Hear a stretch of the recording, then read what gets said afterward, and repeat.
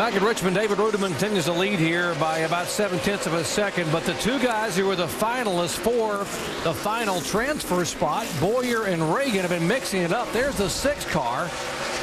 It's been getting hot and heavy with these guys. I guess the best way to beat someone is to beat on someone. Watch the 07 and the 6 come together. Racing really, really hard. You see, they just touch right here. You see Boyer gets the worst of it. Then later, these guys are racing each other hard off turn 2. Boyer gets into Regan Smith and knocks David Reagan off the racetrack, and now he's got another tire rub on the left front. Yeah, and he's got that, and he lost about 5 spots to the 07 car right there. Wow. Well, that's how this Clear goes. 4 back. They jammed up behind you. Reagan now all the way back to 29th position. He was being shown up in about 14th, 15th spot. He's not giving up, though. Still digging hard. Boy, the bubble tracker shows you that the Boyer back in there. Reagan now has lost. That was about a 60-point swing right there, that contact for David Reagan. Yeah, but Boyer got some contact on his right front. He better hope that right front doesn't go down. This thing can change quickly in the blink of an eye. We've got a little more than 60 laps to go, and both of these guys are going to continue to battle. Just hoping that neither one of them, with these tire rubs that they have, encounters a problem. David Rudiman is the man to beat right now. He's putting it on these guys. He's pulled about a second on Tony Stewart. There is Rudiman, the Zephyr Hills, Florida driver. By the way, one of 9 drivers who will pull double duty here at the completion of this event. They will have a little bit of a break and then come back about 6:30 and climb in the Nationwide car. We'll have that coverage for you over on ESPN2. This is really the first time I've seen the 48 get up towards the middle top part of the racetrack. You've seen sliding it sideways. Maybe now you know why. Yeah. Tony Stewart's moved back up. He had been on the bottom too, but he's moved back to that middle groove that he used for a good portion of the race. We'll see how that works. He was just a little bit quicker than David Rudiman that last lap. These guys got to try something because Rudiman's got them covered.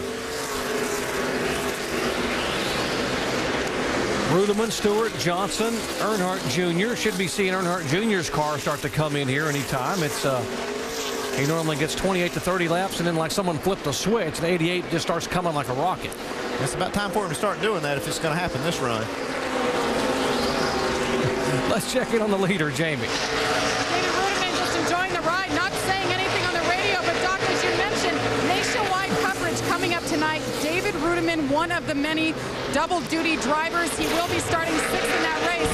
But the guys who are putting in the hard work going over the wall, 3/4 of them on this team are going to work that race tonight. So right now they're kind of sitting around, taking in the water, trying to hydrate, eat some food, because we're not going to be finished racing until 10 o'clock tonight, guys. So can you imagine if he runs from maybe victory lane back over to the racetrack? Jamie, a full day of work for these guys who are doing double duty. We mentioned that David Reagan will be a part of that. Clint Boyer, Denny Hamlin, Greg Biffle, Kyle Busch, and 9 drivers doing double duty. Or actually, there is Elliott Sadler, Kevin Harvick, David Rudiman, and Carl Edwards. Dale Earnhardt Jr. might have had a little close encounter of the concrete kind coming off of turn 2 up there. Car slipped up against the wall. Did he actually get into the wall? He almost had to stop. He was all the way against the wall. I don't know if he hit it or not, but it sure cost him a lot of time. Looks like he's got a little scrape there. Yeah, he's got that, and Tony Stewart and Jimmy Johnson both over the last 4 or 5 laps have been catching David Rudiman also. Earnhardt Jr. in danger of losing the 4th spot now from the 8 car, Mark Martin. He'd been pushing the issue, getting closer and closer to that wall. Yeah, and he definitely hit it. Yeah, it cost him 2 seconds on that lap. Come on. We got the 8-2 back there. Clear by 1. Tony Stewart now moving in on the 44. of Ruderman. So suddenly, and here comes the 48 of Jimmy Johnson on the outside. Boy, Ruderman under attack. Stewart was up high. He pulled down across the racetrack, and watched Jimmy Johnson went all the way to the high side. Yeah, watch Tony Stewart, and he might try to make the pass on the outside with this, but he'd been really running and cutting across the corner, but he's on the outside and has David Ruderman right now. I believe he should make the pass on this lap, but he's really running a different line, not getting in the corner too hard, but really accelerating off this corner. Ruderman jumps back in the throttle and pulls him out of turn 4. Just hard when you get pinned down on the bottom like that, especially after the tires get some laps on him, try to hold that guy off. Yeah, Tony was really good coming up off a turn 2. This is where he gets so much bite there with the 20 car, and he will pull and take the lead. Now watch the 48 car. Yeah, he's really getting around. He's running even higher than what Tony is. And Tony's trying to get back to the bottom after passing Ruderman. Better look in his mirror, and he sees that 48 coming. Yeah, watch Johnson get really high right in the center of the corner, but he really gets acceleration off the corner here. You see him get right to the bumper of the 44.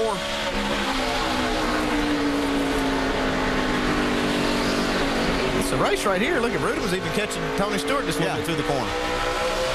Ruderman really good on the bottom side coming out of turn 4, but it's all Tony Stewart right now. Mike? And, Doc, you got to wonder who wants it more. Ruderman looking for his first win, or Tony Stewart, a guy who coming into this race had led over 500 laps but had yet to score a victory. Now, the pressure in front is certainly putting Tony in somewhat of a difficult position. His crew chief, Greg Zipadelli, came over the radio not too long ago telling him to save his tires. But with all this pressure up front, it seems like it would be pretty difficult to do that. Not much you can do to save your tires when you're racing this hard, is it? No, not much. But the one thing I've watched David Ruderman is once he got behind the 20 car, Tony's not driving it in quite as hard. I've seen Ruderman back his up a little bit already and get a better run off the corner. Watch him get a little bit of momentum right here. Yeah, he might have learned something from Tony. Yeah.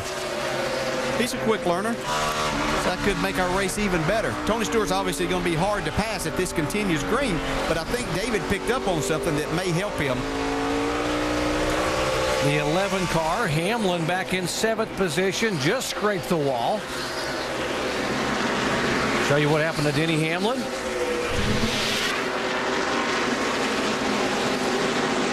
He's up on that high side here coming out of turn 4. Oh, yeah. And looked like Truex followed him right up there into it. Yeah, sometimes you just got you're kind of dialed in on that car in front of you, and you find yourself doing a lot of the same things. Yeah, look at just that. hope he's not going to drive it into the wall. Got the ball. He's up high. Is that when someone says run his line? Yeah, exactly. Here goes Truex now back around on the outside. Yeah, for the 7th spot, there's Kevin Harvick. Yeah, who was so fast at the start of this race. That's a little bit odd that he was that fast, but as the track is rubbered up, these cars change. We told you this place very, very special to Tony Stewart. And if you turn back the clock to 1999, Tony Stewart came here and collected his very first ever NASCAR Sprint Cup win in dominant fashion, leading over 300 laps. You know, Mike.